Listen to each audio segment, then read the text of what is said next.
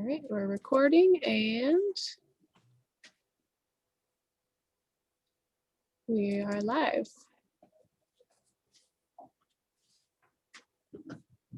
All right, well, welcome back, everyone. My name is Jeff Mangler, and I'm the president of the Fox River Ecosystem Partnership, one of our sort of co-hosts for our Fox River Summit Day.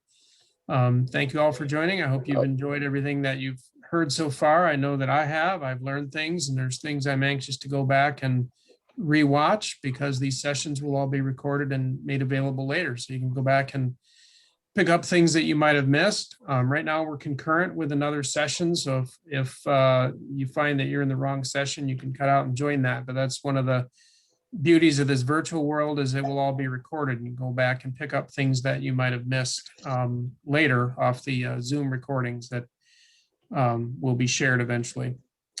So I would like to introduce our next speaker, Scott Johnson, who I found that he has a really long fancy title at Oswego East High School, but maybe I'll just say he's a science teacher there, and he's the Ecology Club and Science Olympiad sponsor mentor for the students there.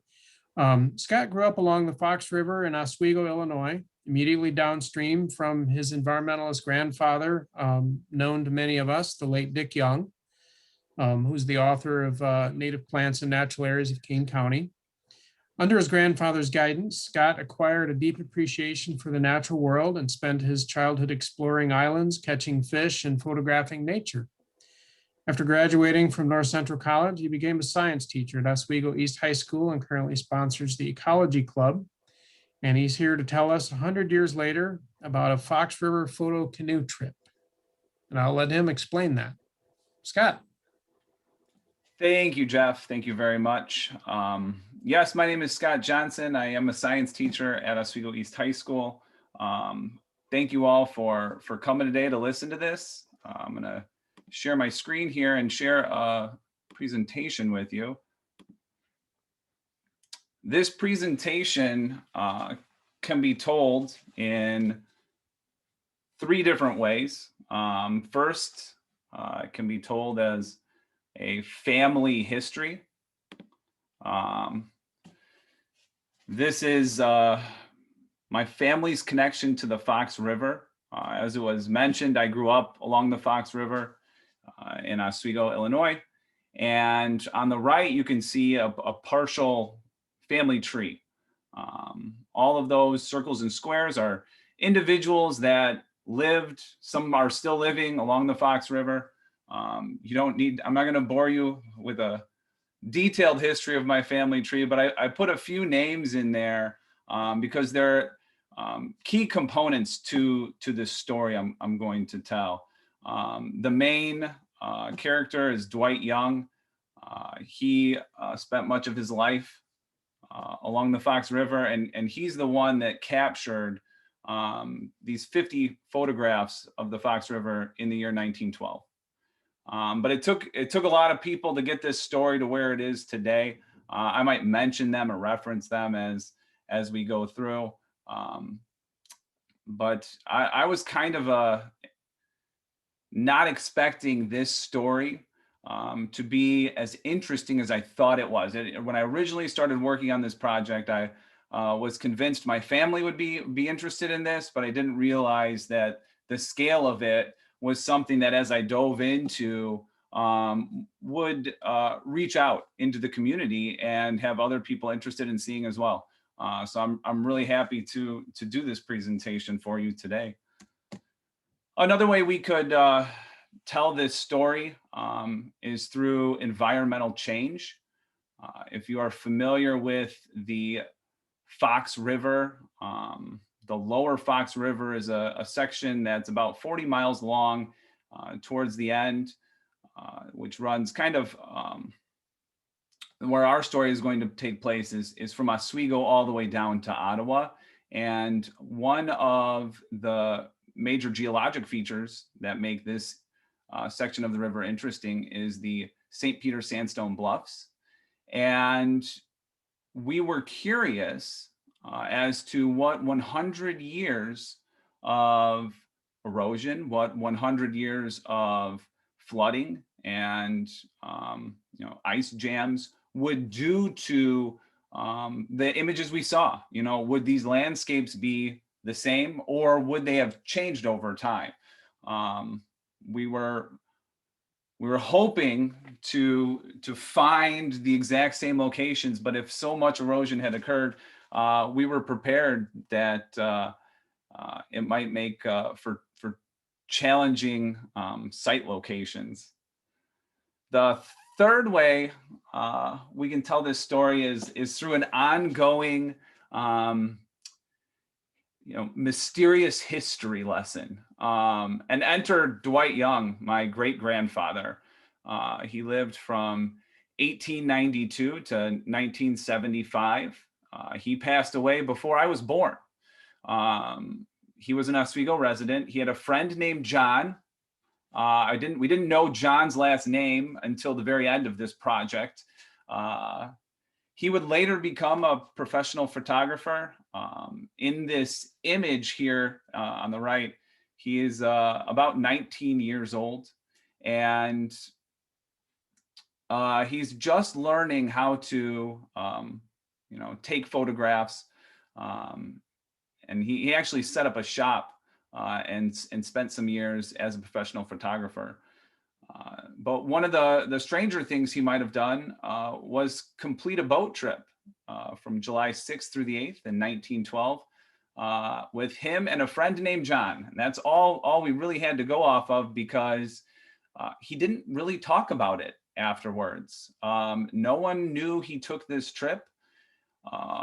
And maybe that's not strange, but what we found strange was packets of negatives of this trip, in which he took 52 photographs in his 3-day trip down the Fox River, where he titled each photo and timestamped it. And so in the image on the left, this envelope here, it's envelope number 48. There are 1, 2, 3, 4, 5, 6. We found typically 6 photos in each envelope, and you can see his handwriting, which the first photo is John in boat across river, 9:30, July 7th, 1912. And that to me was strange. It was to spend so much time documenting a photo canoe trip down the Fox River, but not mention it to anyone, was pretty interesting. But as you can see, these envelopes aren't in pristine conditions, which left us with some challenges. The photo on the right shows one of the packets that has been torn. So some of this information was lost to us, and specifically lost to my uncle, who was the one that found the negatives and became curious about the trip. And my great-grandfather was no longer around to ask questions about. And so my uncle asked my grandfather, Dick Young, if he knew what this canoe trip was about. And my grandpa had no idea. He said, there was a time when Dwight mentioned he had never been on a canoe trip down to see the bluffs in Ottawa. And so it was this mystery that we've been working on ever since we tried to recreate the 100-year anniversary of Dwight Young's trip with his friend John down the Fox River. So my uncle took all of the negatives, scanned them into decent-sized photographs, researched the locations as best we could per Dwight's titles of what he wrote down, and tried to map it out with the timestamps that Dwight had written. So once we had that, we had this nice list of what photographs should be found where along the Fox River. We had to put them in chronological order, because I'm going to go back here. Inside this packet, while it lists in order the photographs that he took, it's just an envelope. So there's no guarantee when you go into this envelope that the negatives are going to be in the same order. And that caused many challenges for us, because yes, we know there's a photo in here called John in boat across river, but we don't know which one it is. So we were hoping to be able to match up with what we saw with the titles of these photographs. And my uncle was the one that planned this whole thing. He's in the canoe there in the rear. And he contacted me a year before, in the 99th year of this plan, to join him. And I thought, wow, this is pretty fun. Yeah, I'll go on a weekend canoe trip with you. Let's see if we can find these locations that great grandpa photographed. I didn't realize at the time how involved, invested, and interesting I would find this project to be. But it really has turned out to be a passion project that I'm still, uncovering some secrets as we go along. My cousin's in the front of that canoe. It was my uncle, my cousin, and then my dad and myself were the ones that attempted the return trip 100 years later. Like I said, we knew there were going to be challenges. We knew that we might have a hard time finding these locations. We were working on incomplete information. Some of my great-grandpa's handwriting was very bizarre. His capital I's, when written out, looked like V's, and that threw us for a loop for a while. And so we were just curious, what has happened in the environment over 100 years? And could we even find one of these locations that my great-grandpa photographed on his 3-day trip down the lower Fox River? And so, yeah, let's begin. I'm going to probably jump in and out of all three ways, all three perspectives on how to tell these stories, because while I have, one long presentation here, each slide has a story for itself. As I've spent hours looking at, zooming in and zooming out of these negatives and trying to compare them to photographs that I took as we made our trip. But I tried to set up the slideshow in the same way. So as I move through, you can kind of see what's going on. In the upper right-hand corner is a map, which shows where along the Fox River we estimated the photographs to be taken. The little blue dot indicates the pathway. So as we travel, you'll see that blue dot kind of move downstream. Photograph number 1 here, you can see my great-grandpa he titled it The Elms. And we know he took this photo at 7:58 in the morning, and on July 6th. And that's all we had to go off of. And so right off the bat, we knew we were in for a challenging contest here, as we had these photographs mislabeled during our 100-year return trip. We were looking for elm trees, and knowing that many elm trees have died due to Dutch elm's disease, I was like, well, maybe there's some elm trees that are still standing and dead. And it wasn't until we got back afterwards, because when we canoed and paddled by in 2012, we didn't find this photograph.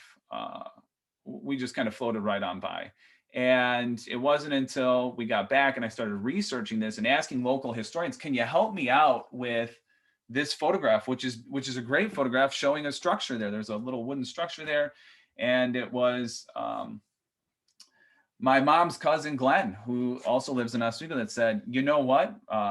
There's a local historian, Roger Mateel. He has information on the Elms. The Elms was a little clubhouse that people would vacation at back in the early 1900s. And from that research, we were able to figure out exactly where this photograph is. It's slightly upstream of Yorkville, which makes logical sense, as Dwight probably pushed off from his backyard in his canoe in downtown Oswego.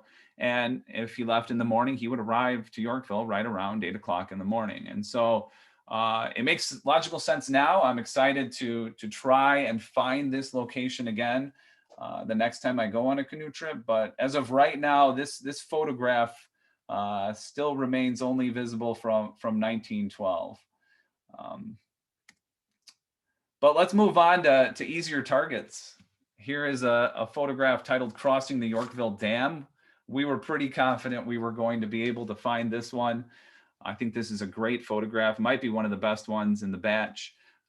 This shows downtown Yorkville. In the background, you can see some structures that are still standing to this day. There's a little grain silo and a little chimney stack there. Those buildings are still there. And you can see the rowboat in its entirety that Dwight and his friend John is standing there in his straw hat, took and paddled right up on top of the dam. You're not allowed to do that anymore. And got out and posed for a photograph. And in the background as well, slightly downstream, you can see behind John, you can see the water spilling over the dam, but downstream you can see what appears to be a gentleman fishing. And I think that is a great perspective of how the land was utilized, how this river was utilized 100 years ago, which is not unlike what you might find today if you go back to this location and see how people are utilizing it, which as we floated down through the dam, there's now a canoe chute, which we took, and we took in a lot of water while we did it too. But this is my uncle and my cousin going through. I jumped out onto the shoreline to grab this photograph. I'm taking an image here that is kind of a reverse image to what my great grandfather did in 1912. We're looking back across the dam here to the other side. But I thought it was a nice comparison photo of what things have changed in the past 100 years. The dam is still there. It's been modified, but you can see, I also appreciate how the water kind of is flowing in the same area too, as it makes its way around the dam. Back to more problems. You can hopefully instantly see we are no longer in July of 1912.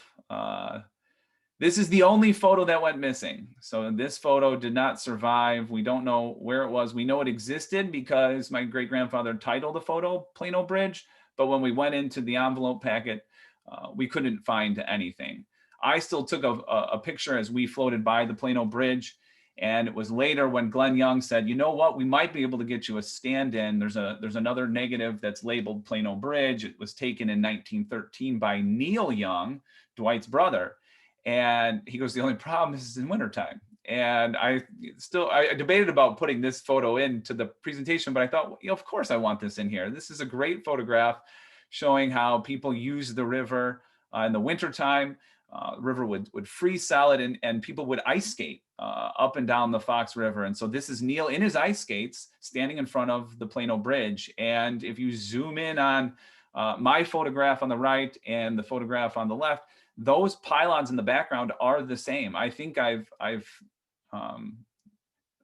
fairly closely aligned the backgrounds. Now, obviously the Plano Bridge, there's a newer one that's in front, but I thought that was a great comparison. But yes, this one was not a part of Dwight Young's trip in the summer of 1912. Next up is a photograph called Millhurst. This is you can see the mill of Millhurst here in Dwight's photograph on the left. It's this structure just slightly off stream to the right.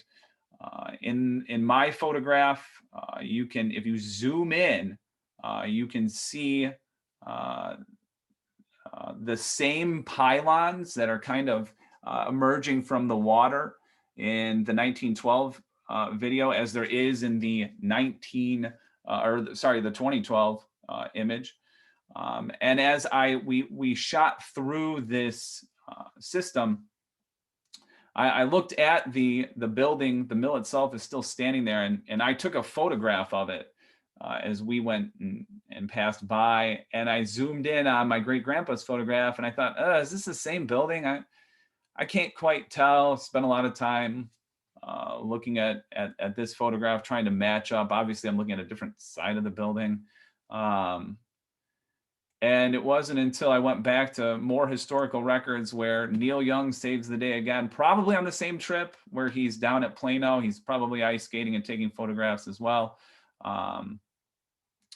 He grabbed this photograph of Millhurst, and you can see, that there's some change to the top of this structure, but the windows match up, the brick matches up, and you can see the growth of the trees surrounding the building, which I think is a great touch to comparisons.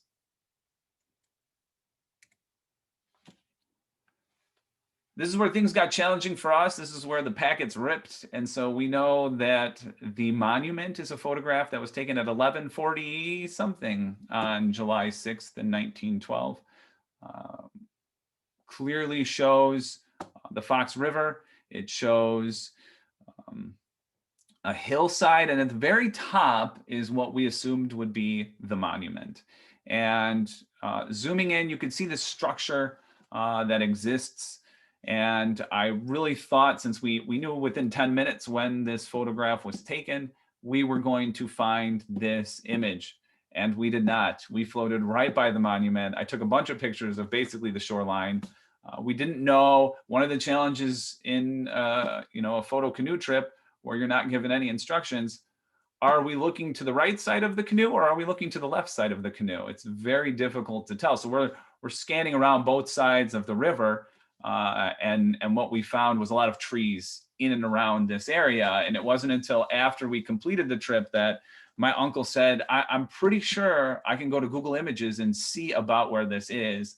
I think there is a structure that is down along the river that we should go check out.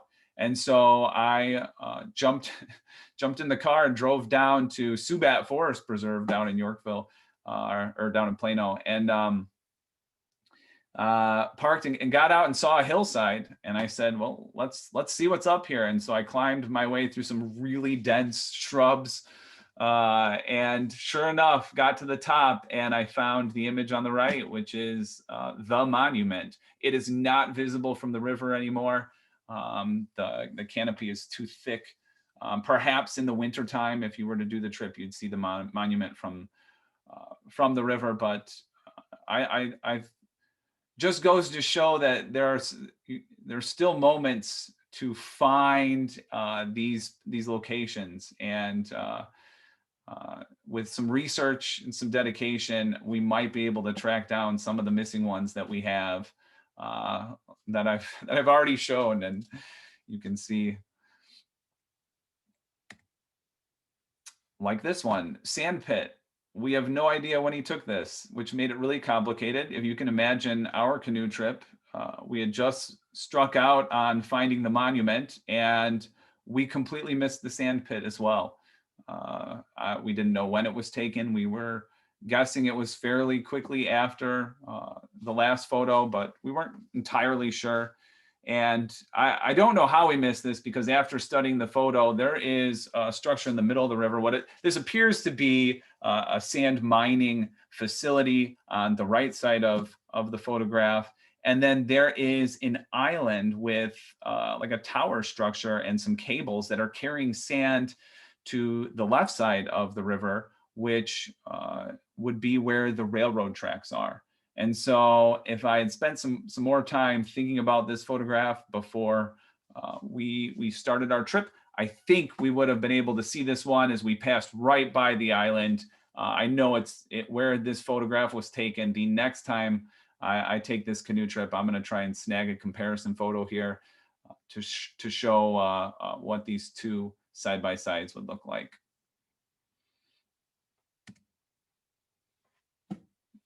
Next up is Sheridan Gravel. It's a great photo from 1912 showing the train moving along the tracks along near the river. I think my photograph, we were too caught up on the fact that Dwight called this Sheridan Gravel, so we waited till we were pretty close to where the Sheridan Gravel company is before I took my photograph. I think it's slightly upstream, because the railroad tracks are a little too far inland here in my photograph. But I think now, going back, this is an obtainable comparison photo as well. Much of the landscape has changed. There are going to be trees everywhere. Yeah, this is a great photograph showing showing life in 1912. It's one of my uncle's favorite photographs too, because if you zoom really far in on the 1912 photograph, you can see a skinny dipper scrambling to get out of the water. So I don't know if they figured out that my great grandpa was going to take a picture of the train as it passed by or not, but my uncle thinks that's pretty funny. You can only imagine what that must have been like for everyone involved.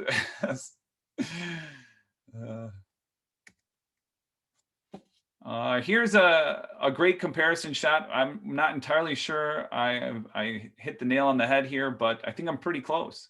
As we left the Sheridan Gravel location, we had to encounter an area titled Stillwater. And I remember my uncle was sitting in his canoe with his photographs, and we'd just gotten done taking our photographs. I said, what's next? What's the next photograph we're looking for? And he goes, Stillwater.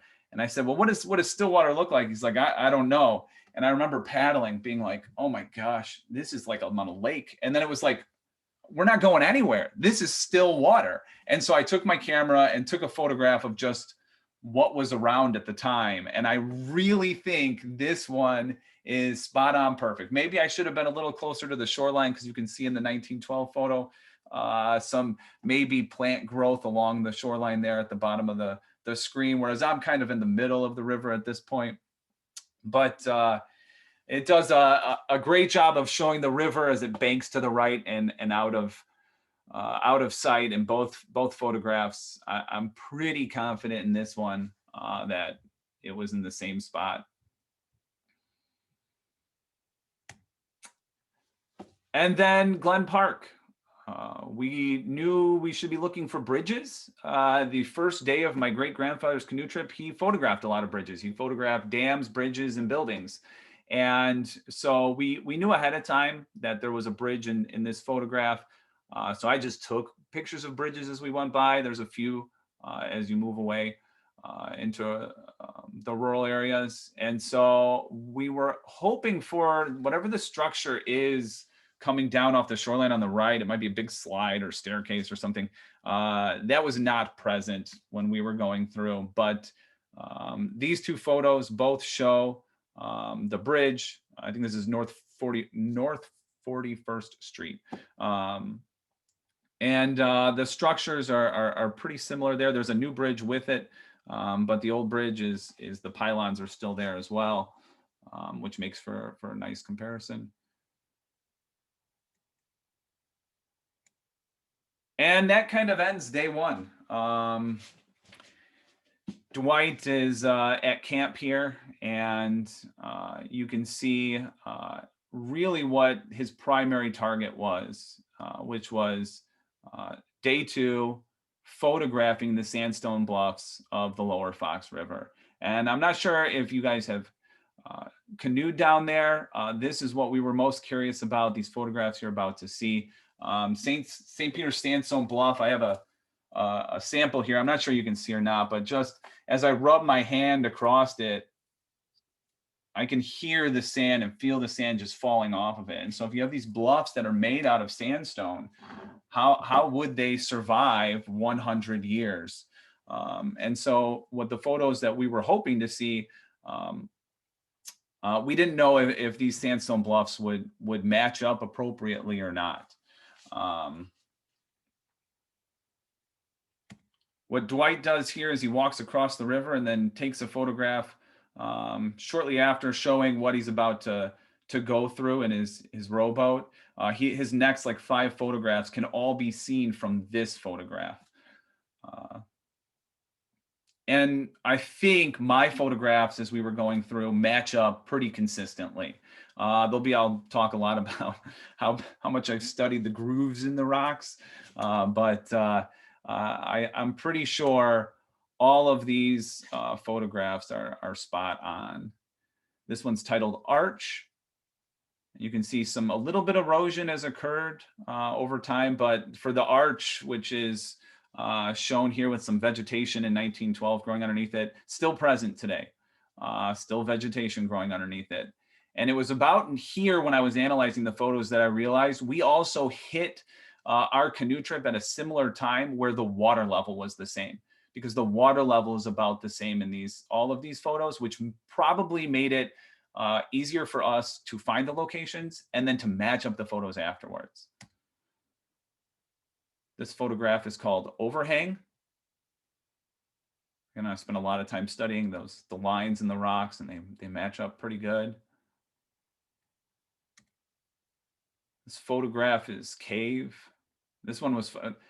I called out to my uncle, what's the next photograph? He goes, we're looking for a cave. And I was right next to this. And I go, this looks like a cave. And I took a picture. Turned out to be perfect. And I found that over and over again. What I thought was interesting in the river, if we didn't even know what it was, I took a photograph and turned out to be something Dwight had photographed as well. And so maybe a little erosion has occurred here, but a lot of it is the same. Here is Bay.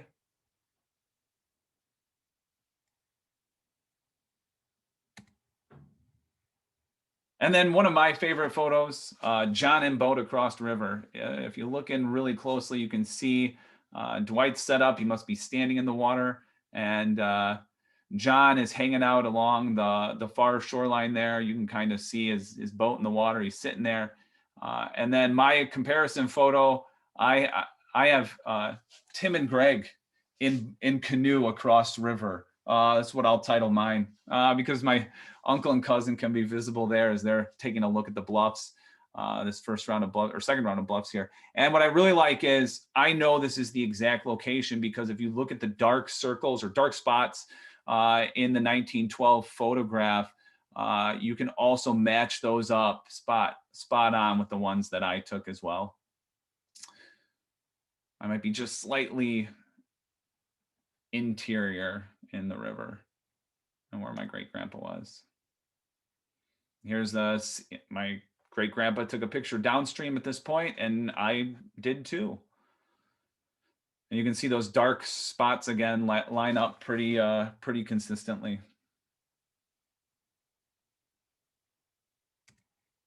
Here's a close-up of John. This is probably the closest shot we get of him. He still hasn't moved. His boat's been sitting there. I'm sure he was like, come on, Dwight, let's get going. And my great-grandpa's like, let me take another photo. You can see the same dark spots here along the shoreline that match up consistently. And then this is where I think the most erosion has occurred.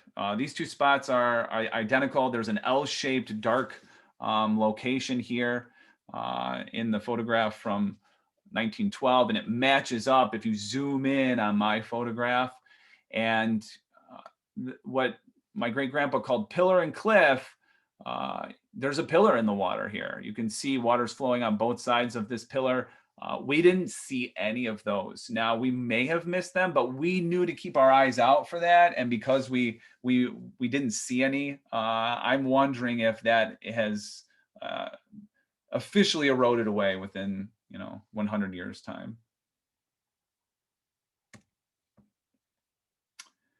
Here's some more images of the cliffs. A lot of line matching up.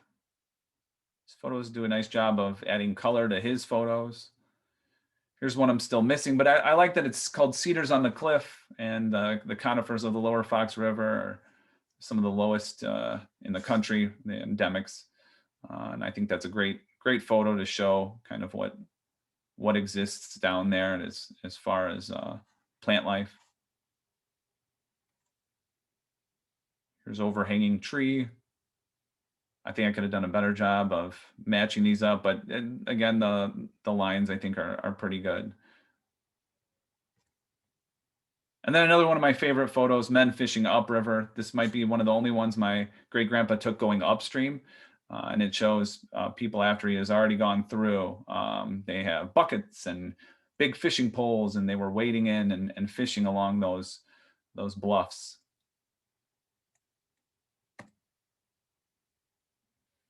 Here's Wedren.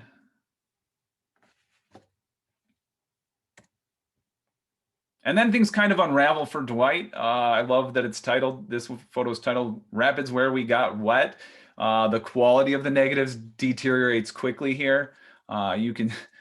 I'm pretty sure he's near Dayton. The Dayton Dam now exists, and if you look into the history of it, during the 1912, the dam that was there had washed out, and so they were in the process. They were going to start in like 2 years rebuilding it, and I can only imagine then if there's no dam there that there will be some rapids. And I think the camera got wet.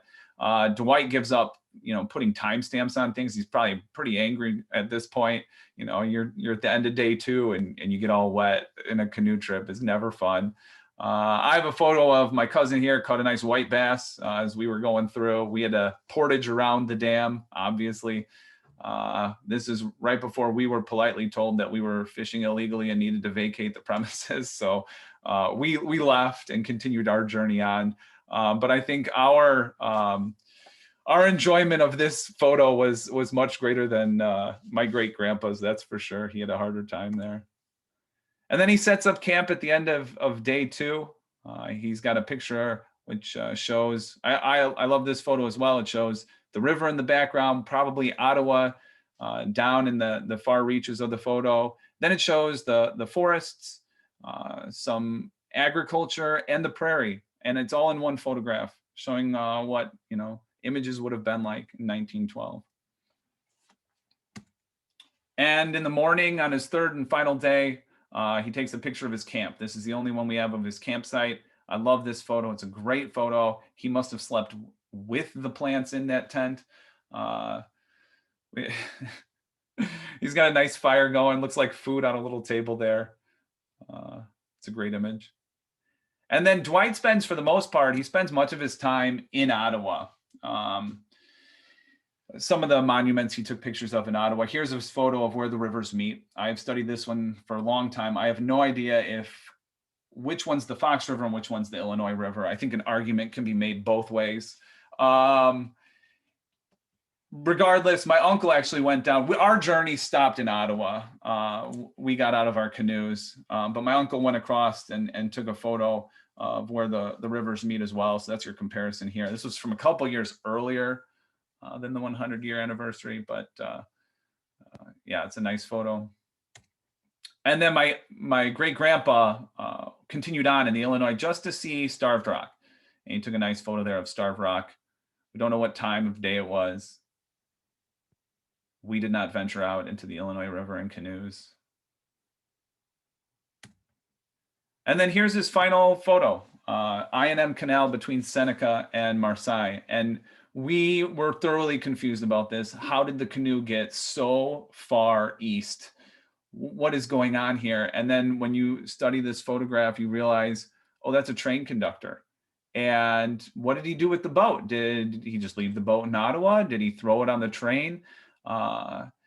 And without having someone to ask that knew what this trip was about, it was a big mystery. And so it wasn't until my mom actually got into researching at the Little White School, she started looking at the historical newspapers. And sure enough, in 1912, in July, there's a paper that says, just a little bullet line, John Condon finally got his last name. John Condon and Dwight Young returned Monday evening from a river trip going as far as Ottawa by boat, visiting Starved Rock and returning by rail. And right there was like the exclamation point on what it is we were looking at. I mean, we were also caught up with this story of like, he didn't tell anyone about this trip. All that's left are these negatives. How can we confirm what happened? This was, my uncle and I, and we were looking at these photos as we're traveling down the river, but it wasn't until we saw it in print that confirmed the story and what he did that really made it a nice exclamation point on the story. And so in summary, 1912, my great grandpa and his friend, little teenagers, took a wooden rowboat, 3 days. They canoed and paddled from Oswego down to Ottawa. They took 52 photographs. 100 years later, 4 people, myself included, took 2 aluminum canoes, 2 days, 159 photographs, hours of video, and we matched up about 33 of the 52 photographs. And I think I know where maybe 10 to 12 more photographs are. So that case, when the year 21 12 hits, I'll be able, no, I'm going to leave this project for hopefully my great grandchildren, and they might find this as interesting as I did.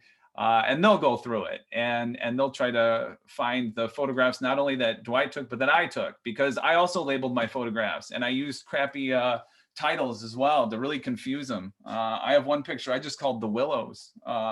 So hopefully they can find as much humor in it as I found in it. Hopefully they enjoy it. I hope you as well are inspired to do something like this as well. Go out and canoe the lower Fox River. Take a look. It's beautiful down looking at the sandstone bluffs, or establish your own, historical photo trip for future generations to explore. So thank you very much. And I hope you enjoyed it. Thanks, Scott. That was fascinating. I know a lot of us have been waiting a while to hear that. And I guess, we maybe have just a couple minutes for questions, and somebody just asked, based on your experience, which is certainly unique, do you have tips for paddling the lower Fox? Great question. Most of it's pretty smooth. In fact, we lucked out because had we waited till the actual one, we went like 2 weeks before the actual 100th year anniversary. Had we waited those 2 weeks, I don't know if you remember, in 2012, there was a massive drought, and you wouldn't have been able to canoe and paddle down there. You would have been hitting sandbar after sandbar. So yeah, there's companies that run little float trips down there. So if you're curious, they'll rent you a canoe, and it's not too difficult to do. So yeah, I encourage you to get out there. Yeah, and I guess just one other question. Somebody wondered, they said Google will work with volunteers to capture Google Street View records of places like the Fox. Have you thought of working with them? I think that's probably where this is going in the future. I've also thought about how fun would it be if you're on a canoe trip with a smartphone and you get to an area and it's the photo of what it looks like 100 years ago pops. Oh, that's what this place looked like, 100 years ago. And so hopefully, yeah, the trail system, maybe my great grandchildren won't be doing the canoe trip in a canoe. They'll sit in their couch at home and they'll strap on, their Google glasses, and they'll take a virtual trip down. So that's a great idea. And yeah, definitely something that should be done. Yeah, and maybe it's just a chance in closing to put in a little plug for our fabulous Fox Water Trail initiative that we've been working on for a while, that I mentioned at the beginning of the day. On the webpage for that, if you go to foxriverecosystem.org or Fox River Water, fabulousfoxwatertrail.org, either way will get you there. And they've mapped out a lot of information about each segment of the river to tell you what the conditions are, where the portages are, where the accesses are, and all of that. So folks are interested in paddling the Fox, and we're trying to add more data to that. And that's spanning the entire Fox that starts all the way up in Wisconsin at the headwaters and goes all the way down to Ottawa. And so that, and that's the whole idea, something that was born out of this summit. We're continuing to build on that and build on what's in that web page. And who knows, maybe at some point we could figure out a way to incorporate your project and your trip into what is available through that web page as people are paddling the Fox. Because one of the ideas is that information that's on the web page is available to them via their smartphone while they're out there on the river. So I think that's certainly some fun things to look forward to in the future. Mm-hmm. So thank you very much, Scott, for sharing all that. And like you said, who knew your family history would be of such interest to everybody else? So with that, I will switch gears just a little bit, and I will introduce Gary Mechanic. Gary's been a paddler on the Fox since he was a Boy Scout. Paddlers often see firsthand the results of all the good and bad decisions that are made on the river up close. And Gary noted that he didn't know what a sick river was until he had a chance to paddle a healthy river, and it changed his life to understand how a community can abuse its local river, but what things he could do to help make it healthy again. And so Gary has since that time worked for the Lake Michigan Federation, helped organize the Des Plaines River Watershed Alliance, founded the Lower Des Plaines Ecosystem Partnership, another one of the ones back when FREP was founded. And I worked with Gary on that one back then. Founded the Friends of the Chicago Portage, worked with Friends of the Chicago River to create and direct the Chicago Flatwater Classic, the first canoe and kayak race on the Chicago River that once we come out of our pandemic will, I'm sure, continue. And so Gary is going to talk to us briefly today about something we're calling It's Our Fox River Day, what we hope will be a watershed-wide celebration. Gary. Thank you very much, Jeff. And I'd like to thank the organizers of the Fox River Summit and the Wisconsin Water Week for organizing this. And I'd like to thank all of you for joining us for this session. Let me see if I can get my PowerPoint up to share.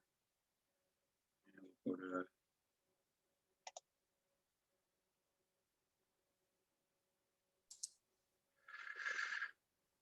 So I can't tell you. Let me see if this will. Well, we'll see if it'll switch to slideshow. I'll see if I can muddle through here until it does. So It's Our Fox River Day is produced by Friends of the Fox River. And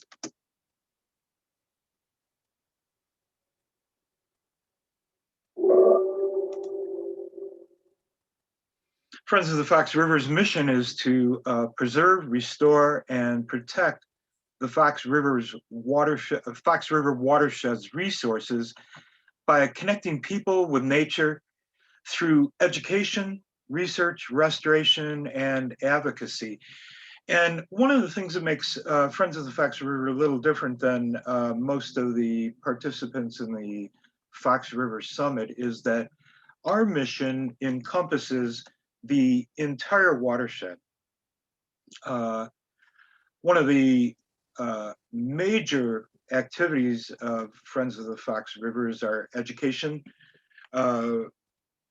We have, over the last 20 years, developed a really unique streams education course. In a normal year, Friends of the Fox River puts out maybe about 5,000 students in boots, and they stand in their local tributary and learn to measure the water quality of their local stream by measuring the physical, biological, and chemical characteristics of the stream. We also organize large and small cleanups up and down the river. And one of our board members is bringing back the research component of our mission by really doing original research. He goes out in his folding kayak and maps the river bottom above dams, and you see this bathymetric survey that he generated at home on his computer.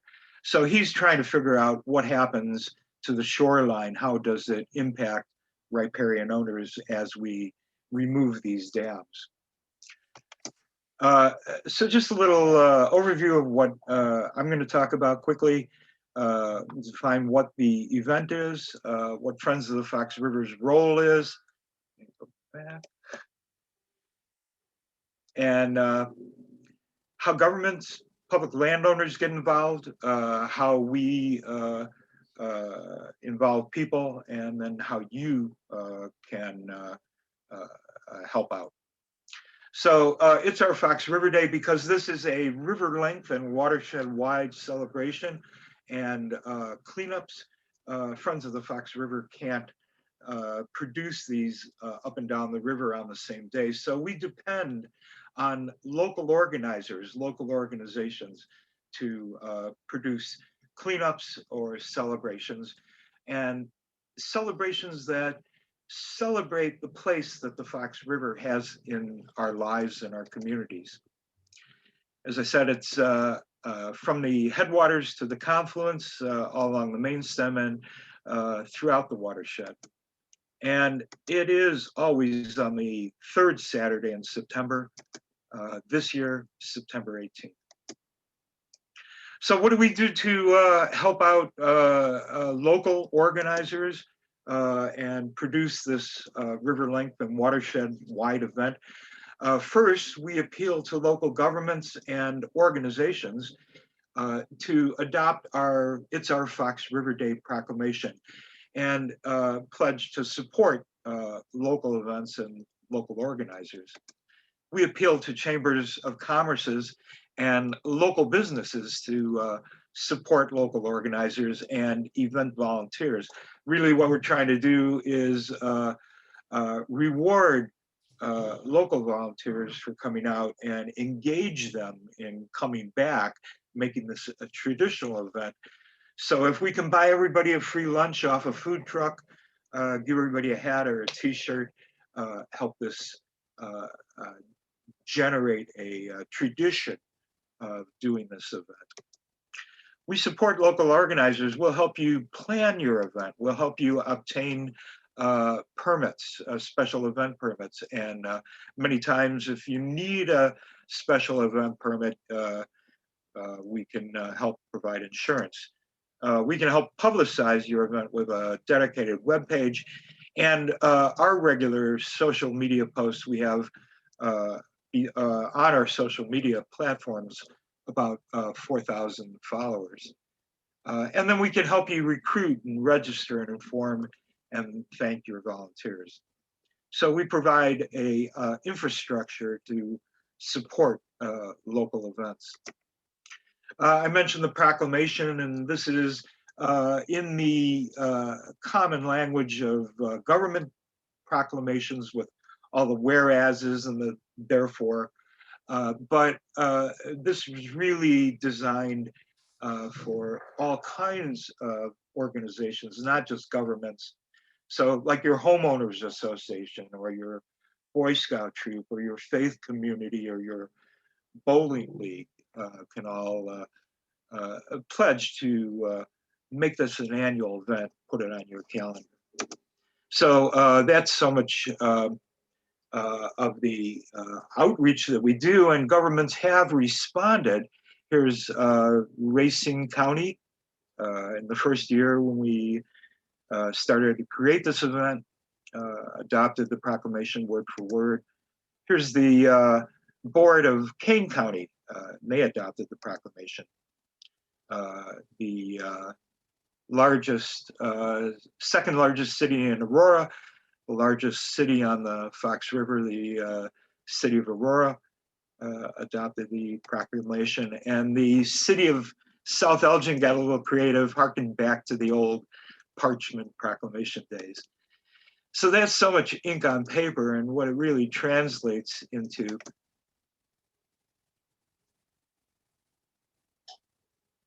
is where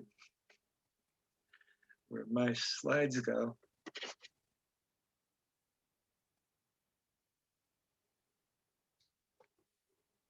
Yep.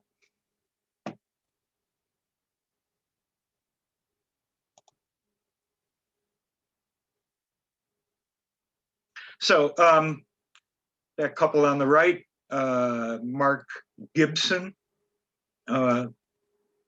just looks like a couple in the woods picking up garbage, but Mark Gibson is the lead of the local, well, it's the district Rotary, the Rotary district that covers the southern part of the river in Wisconsin and the northern part, northern half of the Illinois portion.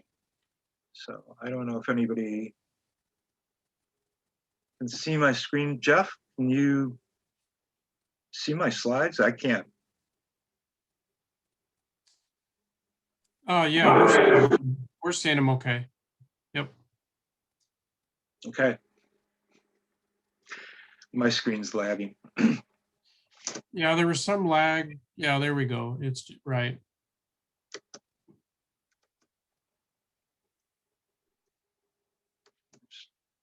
So governments are many times public landowners, particularly the riparian owners along the Fox River. Here's a naturalist from King County Forest Preserve, major riparian owner in King County, demonstrating enviroscape. This is a plastic model that teaches how water runs off the land and affects waterways. And here they are at registration for It's Our Fox River Day in Batavia. And not just governments, but government leaders like Illinois Representative Anna Mulder brought out her troops for a cleanup in her town in Elgin. And other organized groups like youth groups. Here's the Boys and Girls Club of Dundee Township coming out in force. Did a great job picking up in Carpentersville. Scout troops from Algonquin and Batavia. And not just organizations, but businesses. Here in Port Barrington, the city government sponsored It's Our Fox River Day. The 3 bars that are on waterways that connect with the Fox River all sponsored cleanups and put out a river drink. So Herman's, you see a river drink. And then everybody who bought a river drink, they donate $1 to Friends of the Fox River and help support our volunteers. Illinois DNR used It's Our Fox River Day as a platform for their campaign to be a river hero and transport zero. This is free bobbers they handed out. So ways that other organizations can use this public event to do their programs and education. Here's that Enviroscape again, one of our board members and a naturalist from a township demonstrating to cleanup volunteers. And we'll bring that Enviroscape out, rain or shine. I kind of like this picture of covering up the Watershed demonstration when it's raining. We talked about this is not just cleanups, but celebrations. I particularly like this particular celebration was a combination cleanup. And if you volunteered for the cleanup, then you got a free glam up session with Mary Kay's all natural skincare products. So a great combination of not just the celebration, but doing both a cleanup and promoting natural products. Yoga teacher in Elgin taught a flow yoga class as and a cleanup along the river. Here's Yolanda in Geneva, who did a water blessing and a flower blessing, and then sent the biodegradable flowers off down the river to off to where all rivers go in the ocean, the Gulf of Mexico. Paddlers have a more intimate relationship with the Fox River, so they naturally come out and clean up. Here's a paddler in St. Charles, a racer, wearing all kinds of PPE. And you're never too old or too young to come out and paddle and clean up from the water. Speaking of never too young, we have no age limit. We ask that parents of younger children have a 1-to-1 ratio of kid to parent. So these are some of the youngest volunteers. And we partner with other local organizations to produce cleanups. Yeah.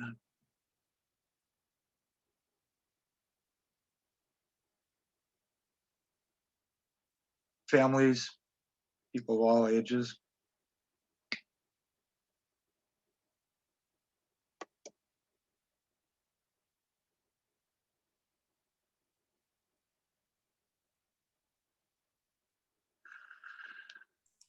One of the deep, I'm waiting for my slideshow to catch up.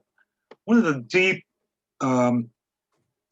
underlying themes of the Fox River Summit and Wisconsin Water Week and this event is creating more connections. Even Scott's talk about his great-grandfather's canoe trip and his canoe trip connecting across generations. So this event is a way that we can help make those connections between communities in the river, and those individual connections between people and the Fox River itself. So I don't want to go any further. We're almost out of time. And apparently my slideshow just disappeared. If you go to friendsofthefoxriver.org, you can click on events, and all of the information, our toolkit for local organizers, that's all there.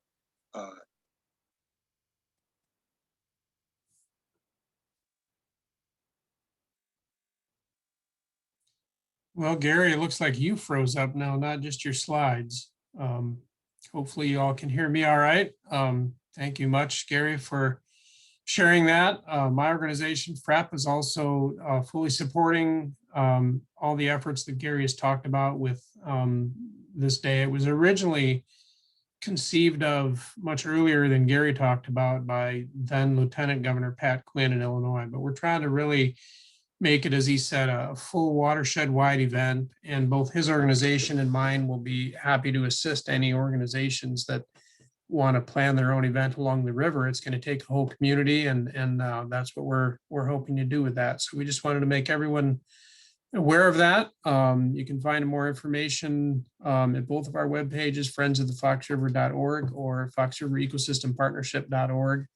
And we'd love to help you publicize your events via our respective web pages and Facebook pages and other outlets. So with that, I don't see any questions posted.